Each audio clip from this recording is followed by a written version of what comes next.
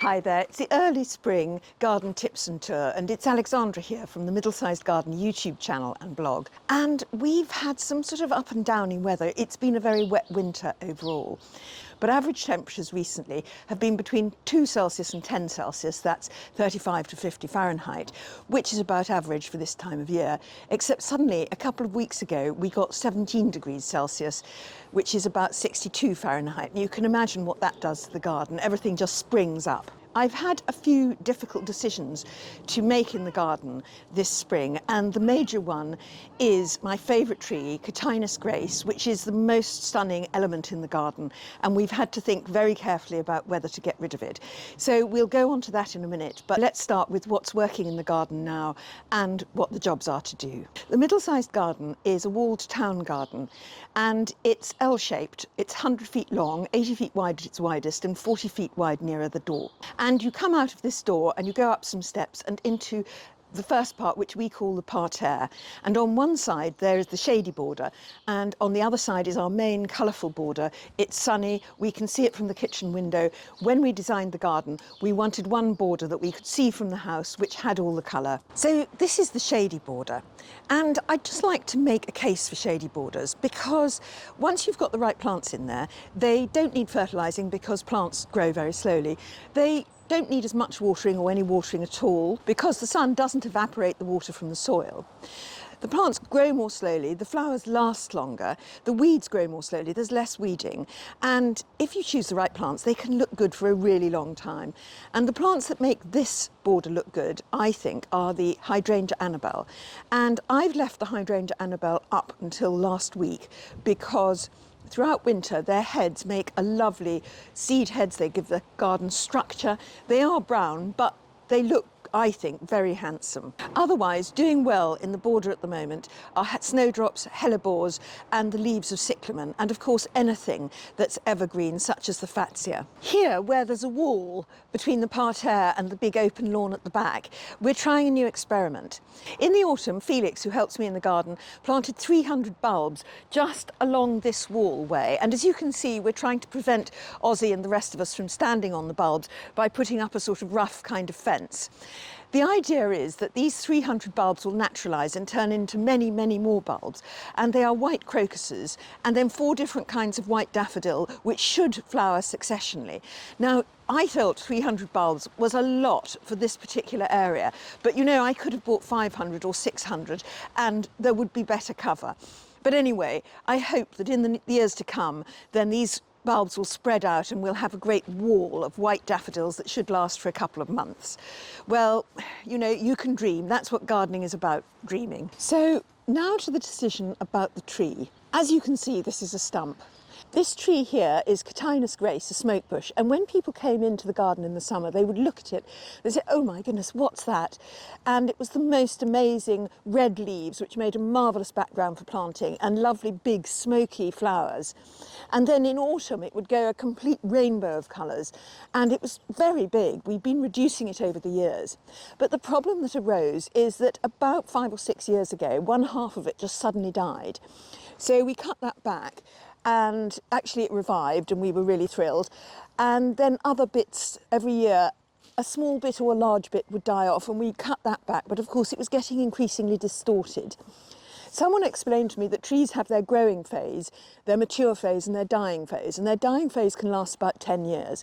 And I think this one probably has been dying for about 10 years. But anyway, eventually I thought it was getting so distorted in shape that I should very reluctantly cut it down, possibly in the hope that maybe some new growth will spring up and it'll be like a low bush.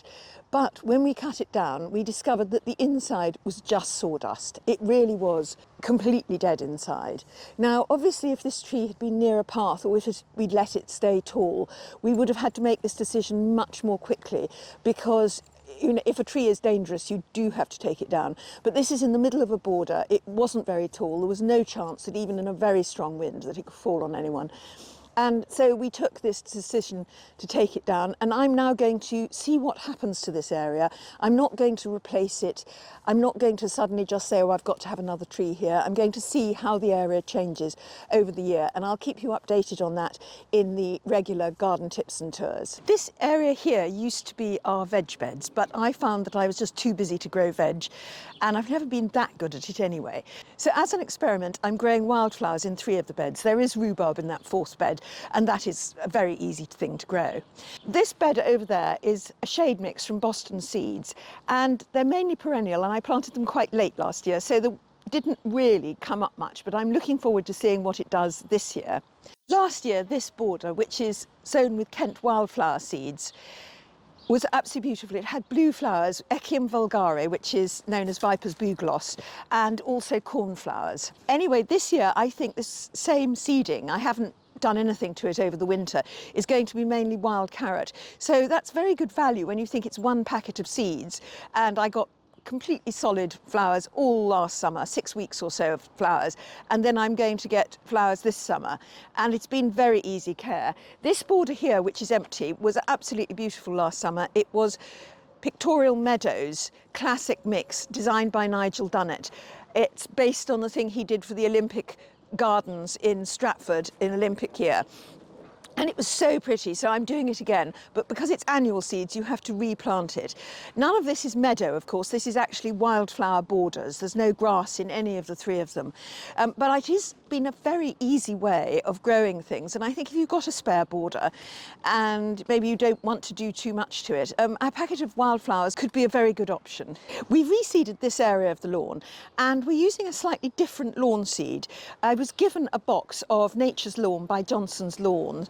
And the idea behind that is that you should be able to have grass seed with very low growing wildflowers in it, so that you can mow the lawn but still have wildflowers which are good for pollinators. So I'll be really interested to see how that turns out. This border behind us is what I call our sunny border, and it's where I like to concentrate any kind of colour gardening. And it's our main herbaceous border. And this year I decided for the first time to leave everything on it over winter, not to cut down anything except for the dahlias, which were cut down and then a pile of compost put over top to protect them. The reason for leaving everything in the borders is threefold. One, it's incredibly good for wildlife. Birds just love the seed heads, and the collapsing vegetation makes an excellent habitat for wee beasties. Of course, those wee beasties do include slugs and snails, but they also include the beetles that live on slugs and snails, and of course the birds that are busy tucking into the seeds will also tuck in to the slugs and snails. So it's a kind of wildlife control of slugs and snails. It's a bit of a balance, you're never going to get it quite right.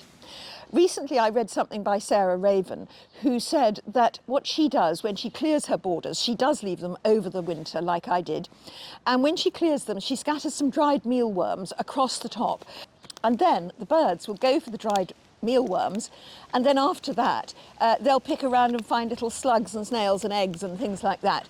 So that's another way of reducing your population of slugs and snails early on.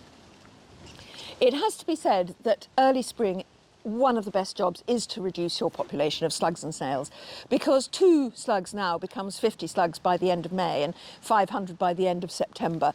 I don't use slug pellets very much. Metaldehyde, which are the ones that are toxic to pets and wildlife, are forbidden in the UK. So we have organically approved ones based on ferric phosphate, but many people don't like using them. I use them in a very, very small amount, sometimes just to protect plants in pots. And I've got a video about controlling slugs and snails with Stephen Ryan of the Horticulturalists, which I'll put in the description below, because there are a number of strategies you can use, and one of them is to grow your plants in pots until they're a decent size, when a slug taking a few nibbles out of it won't make too much difference. The one thing I am a bit baffled about in this border is the Anamanthele lesoniana, otherwise known as pheasant's tail grass. Now, it's a semi-evergreen, and evergreen grasses are more difficult than deciduous grasses, because we've got some deciduous grasses, some panicum, and those go completely brown, they look sculptural, and then in early spring you cut them right down to the ground, the new growth comes up. It's so simple. But the evergreen or the semi-evergreen are more difficult, because if you cut them right down to the ground you can kill them off.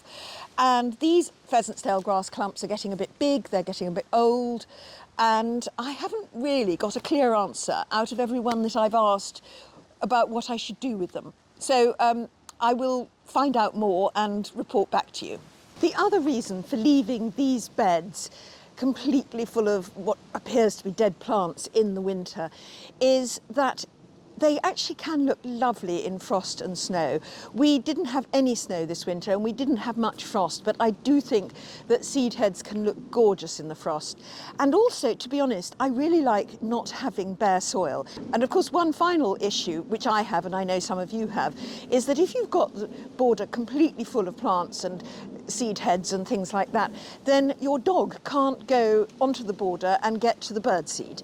And it is one of the things that has been really helpful, is having the border completely full throughout winter. Ozzy hasn't been able to get onto it. He is now jumping over the fence and heading for the birdseed, which is why we've got all sorts of bits of things in the way. Probably one of the top jobs for early spring, apart from of course slug and snail control, is pruning hydrangeas. And I've got a video coming up here which is the really simple way of pruning hydrangeas. It doesn't have to be difficult, and so don't miss that. It's coming up now, and thank you for watching. Goodbye.